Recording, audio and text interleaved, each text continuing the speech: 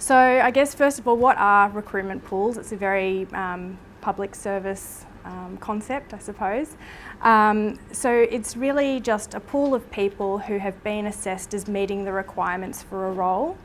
So it's a pool of people who are available to agencies to consider each time a vacancy comes up for an equivalent sort of role. So in this case for senior policy type roles. And it's available for a 12-month period. The benefits for candidates is really that it's one application, one process to be considered for a large number of roles across a whole range of different agencies and contexts. So last year the Public Service Commission ran its first whole of public service recruitment pools. We had an administration support role and a policy role, and quite a lot of our candidates were made offers by various agencies, and 9 different departments ended up hiring candidates from our pools. It is a fairly new way of recruiting in the public service, so we're expecting that the level of interest and uptake will be even higher the second time around. But having said that, I guess just to set expectations up front, that being included in the recruitment pool doesn't mean that you are being offered employment at that time, and it's not really a guarantee that you will be offered employment, but it is a great way of being considered for a range of opportunities. So about this Senior Policy Officer recruitment pool, we chose this role because it's a role that is needed across a whole range of different agencies in different contexts. So environment, health, justice, workforce management are just a few of those. And we expect that a large number of different agencies will hire people from this pool. It's open to existing employees as well as external applicants to apply. And the assessment process that we will be engaging in over the coming weeks has been developed together with a disability inclusion consultant, and you'll hear a bit more about that shortly. So what are we looking for in candidates? We're looking for people who have relevant experience at the right level. So that's in things like preparing and reviewing policy or strategy advice. It doesn't mean you need to have done it in the public service. We're also looking for relevant experience that might have happened in other contexts as well. We're looking for research and analysis skills in a policy or similar environment, and also ability to manage projects. We're looking for capabilities at the right level. So there's information about our capabilities in the role description, which is up on our website, and I think we also have some copies here today. And we're also looking for a whole different range of knowledge and experiences. So we have policy roles in so many different contexts that we are looking for the full range, from health experience to people with environmental science degrees to people with law degrees. So it's really, really broad.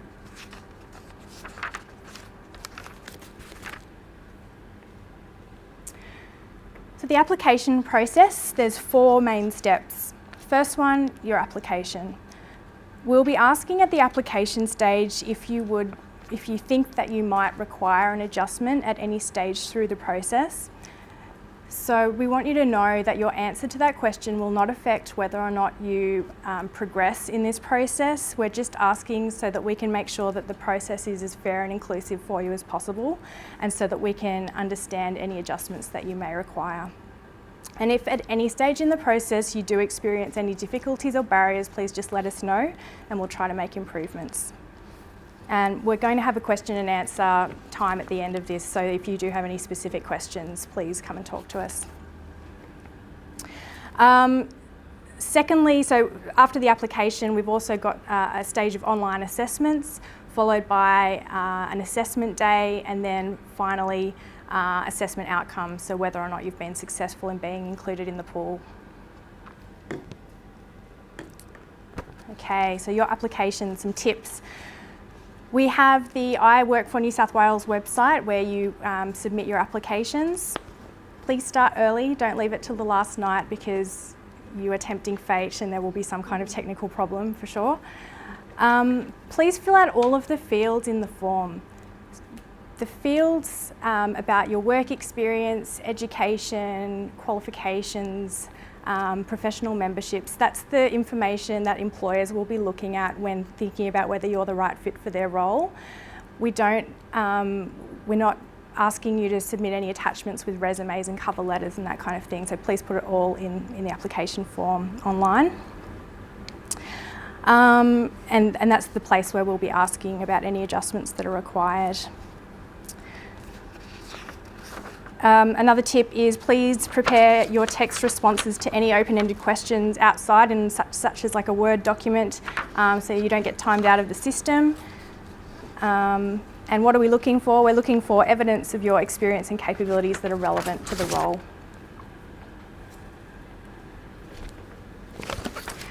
So if in your application you demonstrate that you have, or you're likely to have, the depth of capabilities, knowledge and experience that are needed in this kind of role, you'll be invited to complete an online cognitive ability assessment. So I know that sounds a bit scary. I think it's a little bit daunting for everybody, but we're really just looking to measure attributes that are required to perform in this role. So in particular, verbal and numerical aptitude, which tells us about your ability to communicate effectively and think and solve problems. So some tips for the cognitive ability assessment. First of all, there are some sample items on our website. Have a look at those. We also will have a link to some practice questions on, I think it's the Career One website, which is, it's got a bank of questions that might be useful as you prepare. And finally, don't worry if you don't complete every question in the test. It is supposed to be challenging and most people don't finish. So we've just got some of those screenshots here to have a look at to give you a sense of what is in the test. So there's 4 main parts. I think it's a 20-minute assessment, fairly quick. One of the parts is about verbal comprehension. I don't know if, can anyone read that? So it says verbal comprehension is the ability to understand written words and the ideas associated with them. So this is a sample of what one of the questions could look like. You're presented with a word on the left, and then there's 4 other words, and you're asked to identify the word that is similar in meaning. So the first one is large, and the options are bright, small, toy, and big. Verbal reasoning is another component. So verbal reasoning is the ability to combine separate pieces of information and form conclusions on the basis of that information. I was just having a look at this item before and making sure that I could figure out what the correct answer was. So here we've got a list of facts. So Chris is a welder, Terry works for Company B, Chris's only child is a girl, Company A makes automotive parts, Company B employs no welders. And the first question, Chris does not work for Company B, is true because we know that Chris is a welder and Company B employs no welders. So just sort of logic. I got it right? Logic based on verbal information. So numerical ability is the ability to add, subtract, multiply and divide integers, decimals and fractions.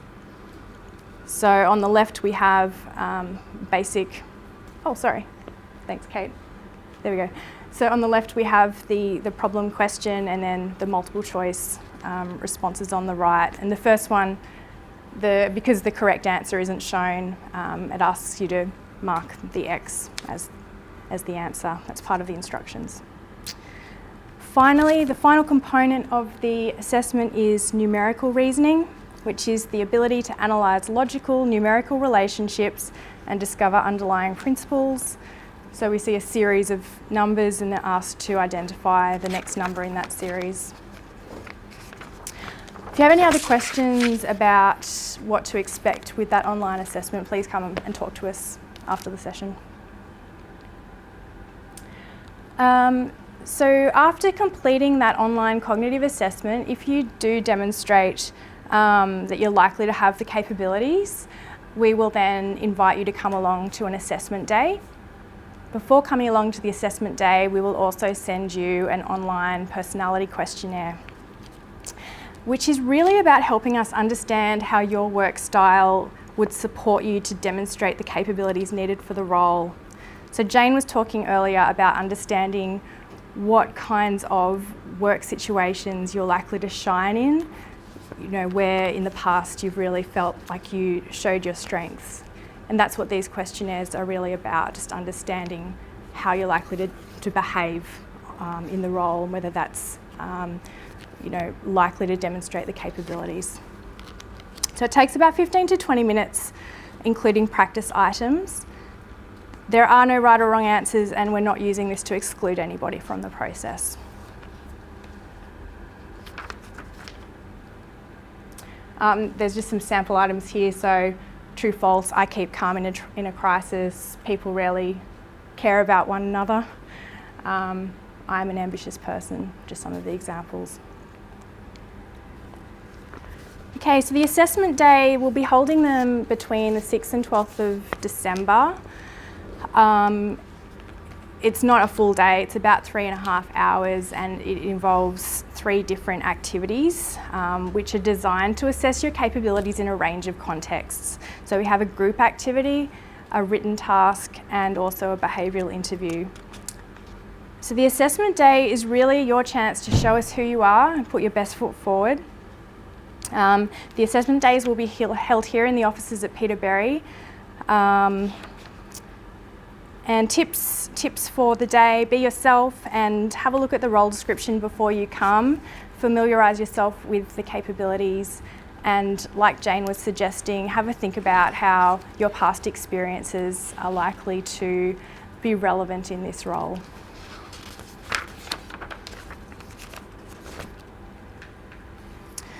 So at the assessment day, we have a group activity which takes around 50 minutes. It will be a group discussion about a specific policy topic.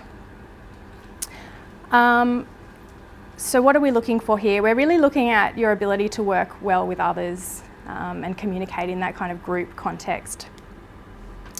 I think it'll be quite an interesting activity. It's an interesting policy topic, so I think you'll actually quite enjoy being involved in it. You're not expected to know anything about the topic before you come or do any research or anything like that. Everyone will be in the same boat in that regard. So tips for the group activity: just ignore the observers, focus fully on the task and try and enjoy it and be yourself. It's not about being the most dominant person or talking the most. So yeah, definitely don't behave like that if you think that's what it's all about.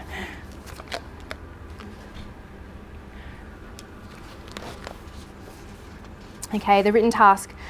It will be a written response that will ask you to write about a real life case study. Again, it should be quite an interesting task, I think. So it's individual work, about 55 minutes. It will be on a laptop. You'll have a mouse, and involves using Word, Excel and Outlook. So we're looking here again at a range of different capabilities, and it's relevant to the context of the senior policy role. I should also probably just say at this point, if looking at what's involved in any of these tasks, you are thinking, I might need an adjustment for that, that's absolutely fine. You can tell us as part of the application, or you can get in touch with us at any time and we'll have a chat about what you need. The structured interview will be based on a number of capability-based questions. Everybody gets the same questions. We're really looking for evidence about how you've applied your capabilities in the past in relevant contexts. It lasts up to an hour usually. I think usually it's a little bit shorter, depending on how much you have to say. And it involves 2 interviewers and yourself.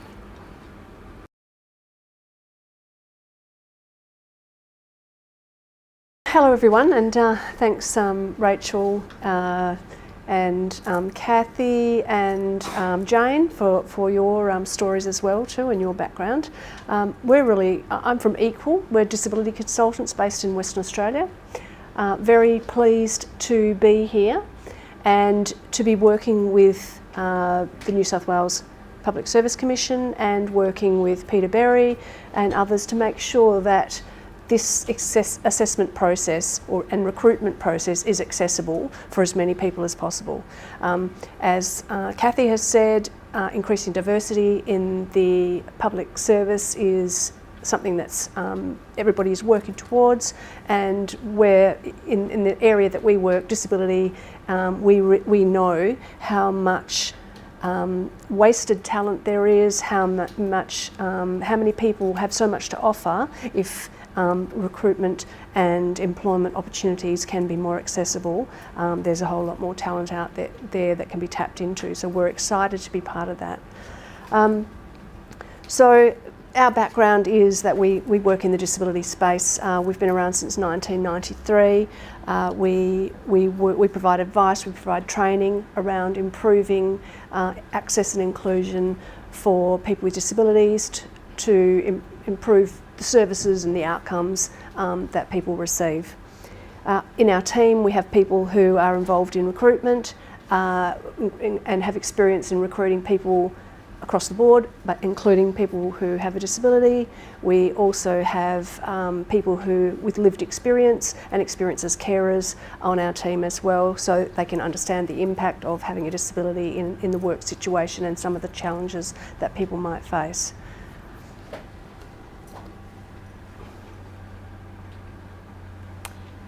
So what we've been engaged to do is work with the New South Wales public sector on in a number of areas.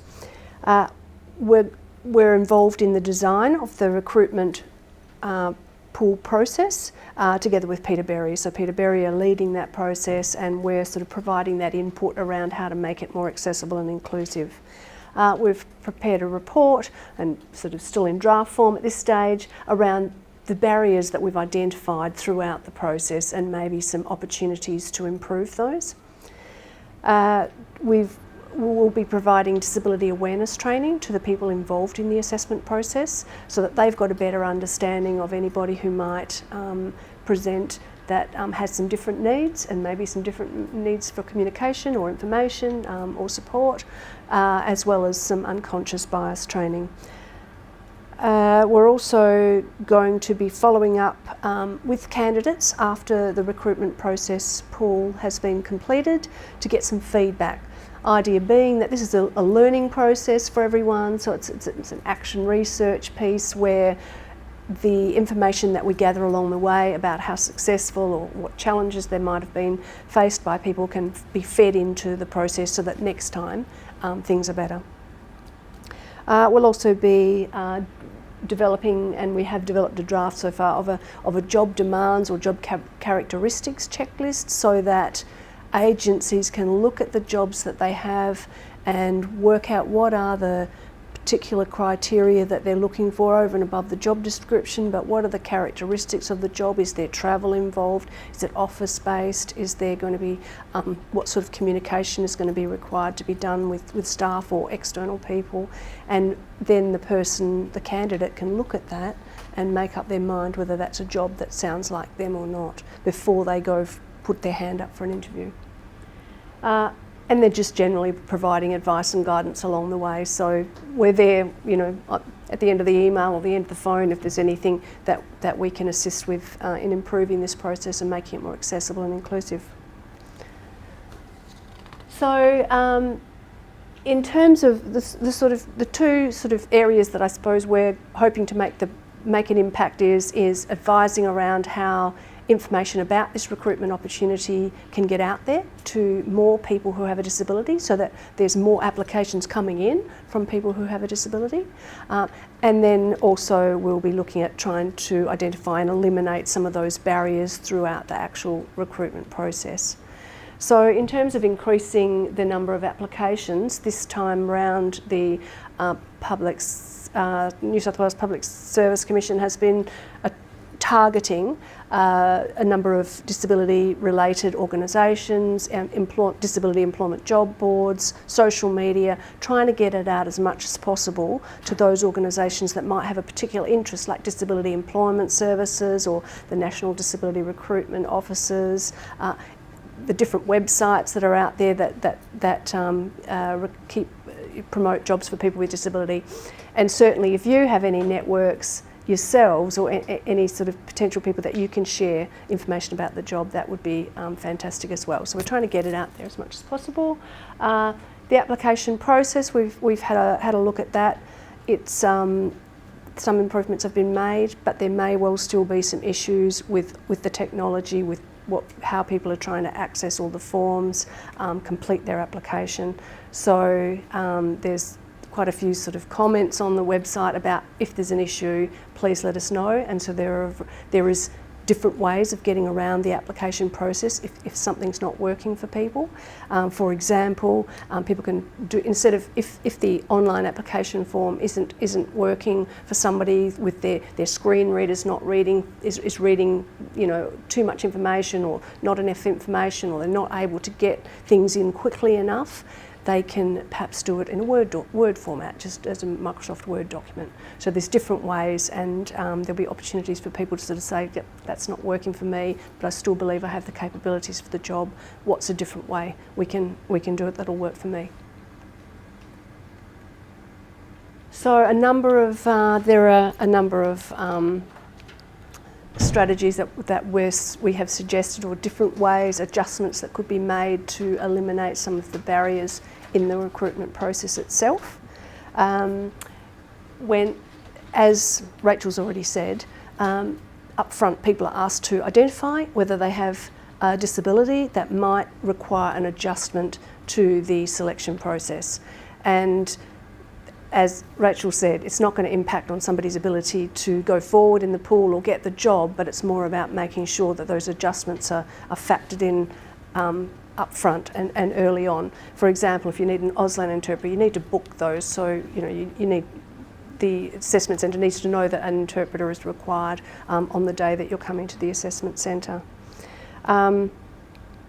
There's also so some of the information that we're providing today and on the website as well will hopefully give people enough information that they can make that decision and answer that question. But of course, there will always be uncertainty perhaps about what needs you have and what the assessment process will be like. There may also be, on the day, people will have different needs that they weren't able to anticipate. So there is the opportunity to raise those, ask those questions, raise those issues at the time with Peter Berry or with the Public Service Commission. And then, as you would know, there's a Q&A session at the end of today, and so there's an opportunity, if you've got any questions, you could ask then, but also that we'll be around, so if somebody has a question, they can ask. So the online assessments, and what we've done is we've tried to identify some of the fairly obvious potential barriers, but people are different, everyone's an individual, and many people have accommodated their disability and overcome some of these issues, but for someone else it might be a problem. So we're just giving you some examples, but there's certainly plenty of opportunity for someone to say, look, for me, this would work, is that possible? So these are some examples though.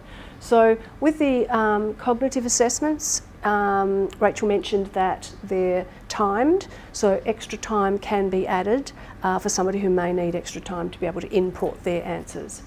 There are also alternative formats, so if you need the information, pen and paper version can be done, somebody can read it out to you or scribe your responses if that's going to be helpful. We're also looking at whether or not audio or braille versions might be available without compromising the tests. But again, just ask.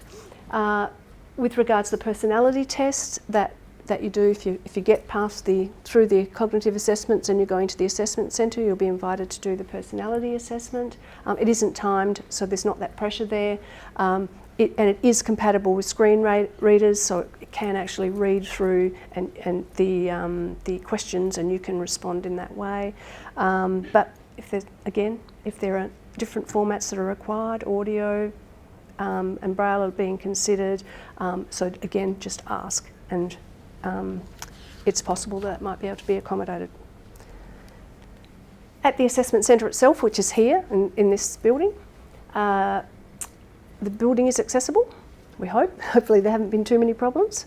The staff will have participated in some disability awareness training as well as some unconscious bias training, and there are staff from Peterberry who will have done mental health first aid. So you've got a number of people that hopefully are quite confident and skilled there. There will be somebody from Equal, my organisation, available on the day as well by phone or email to be able to respond to any queries or concerns. And the information that you would have provided at that question, you know, do you have a disability that needs some adjustments to the process, those needs will have been addressed for that point. So you may have said on your application form that you needed some extra break times, or you may have said you needed an Auslan interpreter or information in a large print. So whatever that accommodation that you asked for, that adjustment, then that should be available for you on the day. But if there's something, if you didn't, you know, if some disabilities are episodic and you're not going to know what's going to happen until the day, if there's a particular need, people can ask on the day. So at the assessment centre, there are the 3 activities which Rachel has gone through. Some of the adjustments that potentially could be made, it might be that somebody says, look, actually, if I'm going to do the assessment centre, I'm much better in the afternoon. Is it possible that my assessment could be done in the afternoon because I've got medication to take in the morning, or whatever it might be? Somebody might need particular, you know, certain amount of breaks for you know, because of their particular needs, and so it may well be that the assessment has to be done over 2 sessions, or that it may be that they just need a particular duration to have a break between the different activities. Or somebody might have a preference to do one activity before another, just perhaps to feel a little bit more comfortable with the process or sort of ease their way in. So there's some examples we've thought of, but again, ask if there's something that you think is going to help you. The interview, it can be done with just one interviewer if 2 is going to be potentially challenging for somebody. Extra time can be allowed if somebody has communication, needs longer to communicate because of their disability. Some extra time can be allowed, and of course different formats of communication, whether you need to use technology to communicate or you use an Auslan interpreter, it doesn't matter, that's all fine. Again, just ask if you need something else. The written task can be completed on a laptop or tablet, so people can actually bring in their own equipment that they might use, so it's got all of their software on it that they use. It can be provided in an accessible format if need, you know, in braille or large print, or just in a Word version, or audio. Again, extra time's possible if that's what somebody needs. Or alternatively, just ask. The group activity, it's possible that if it was going to be helpful, we could that the group itself could be provided with some information about communicating with somebody who's, for example, using an Auslan interpreter in the group, and other members of the group might not have had that experience before and might feel a bit intimidated and uncertain about how to communicate with a person who's using the interpreter. So certainly we can you know, make sure everybody's comfortable up front and understands about good communication with everybody who's participating in the activity. Again, extra time if somebody needs, and alternatives